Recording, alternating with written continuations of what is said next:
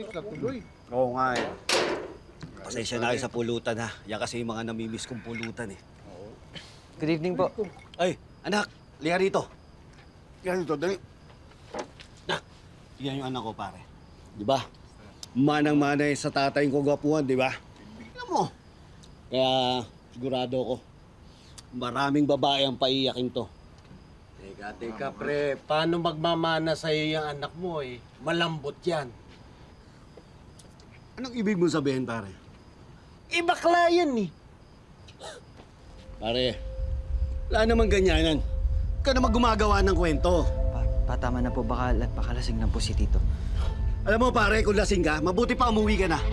Ha? Hindi yung ganyan na babasusin mo yan ako sa sarili kong bahay. Pre, nakikita ko palagi sa basketball court yan. Pakending-kending. Tapos malambot pa. Tarantado ka! Ah! Taranta! Umuwi ka na!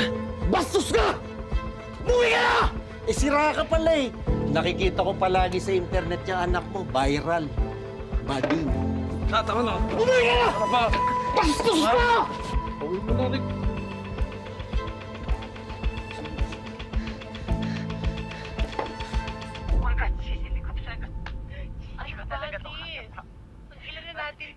Pwede ba yung mga twerk-twerk na lang, please? Hindi ko talaga to kaya, sis. Sige nga. Sige. Pa, coffee po. Totoo bang bakla ka?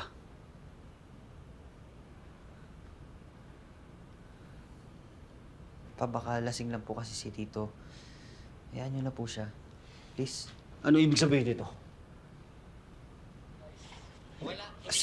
School project pa, school project. School project! Huwag ka sinungaling!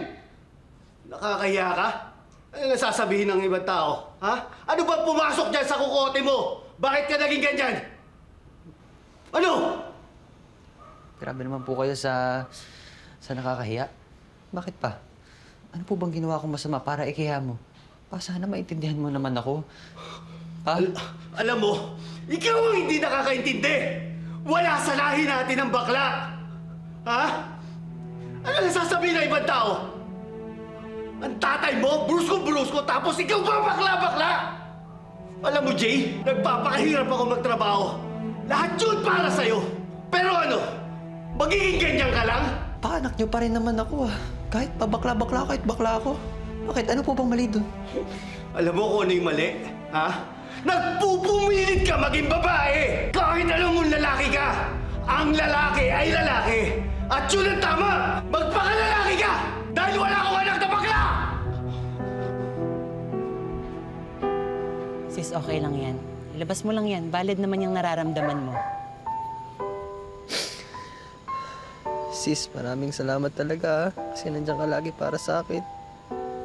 Ano ka ba? Sino pa ba ang magdadamayan? Kundi tayo-tayo lang di magaganda, di ba? Pero, sis, ngayon na alam na ni Tito yung sekreto mo. Anong plano mo? Ewan ko. Hindi ko na alam. Alam mo, sis, kung ako sa'yo, magpakatotoo ka na lang. Total, nabuking ka naman eh. E di pangatawanan mo na lang. Sa bagay.